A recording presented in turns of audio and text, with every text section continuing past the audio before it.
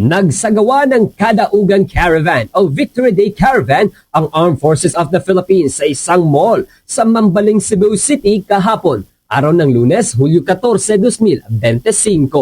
Ang nasabing event ay ang pag-commemorate ng hukbong sandatahan kasama ang iba't ibang mga ahensya ng gobyerno katulad na lang ng Philippine Navy, Philippine Coast Guard, Bureau of Fire Protection, Bureau of Fisheries and Aquatic Resources Central Visayas at ng Cebu City Government sa pagkapanalo ng bansa sa arbitral ruling noong 2016 kung saan nagbibigay ito ng merito sa ating teritoryo sa West of Philippine Sea. May mga naganap na mga dance and musical festivity, photostatic displays at exhibition kung saan pinapakita ang mga detalye ng impormasyon pang West Philippine Sea, mga aksyon ng gobyerno sa pagtatanggol sa ating soberanya at displays ng kanilang mga kagamitan, partikular na ang mga issued long firearms ng ating mga sundalo. Ito ay naglalayong na mapaabot sa publiko ang kasarinlan ng bansa sa patuloy na pag-aangkin sa bansang China sa nasabing teritoryo. Sa eksklusibong panayam ng Bombo Radio Cebu News Team kang Colonel Rodel Tag, ang Group Commander ng 3rd Civil Relations Group ng Armed Forces of the Philippines na sinasaysay nito na kada Hulyo 12 mula noong taong 2016 ang kanilang pag-commemorate sa arbitral ruling victory ng Pilipinas kung saan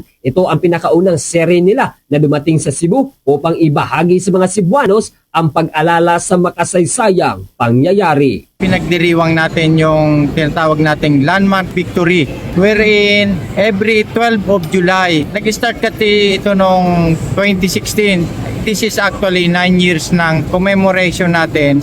but this is the first time na it's not only being commemorated in Cebu but nationwide. This is actually last 2 days ago wherein ito yung panahon, ito yung petsa kung saan yung Permanent Court of Arbitration sa Hague, Netherlands ay nagpalabas ng rulings na yung West Philippine Sea ay pag-aari talaga ng Pilipinas. Mula rito sa Bombo Radio Cebu, ito si Bombo Ken Apor ng Bombo Radio Philippines, the #1 most trusted source of news and information. Basta Radio, Bombo!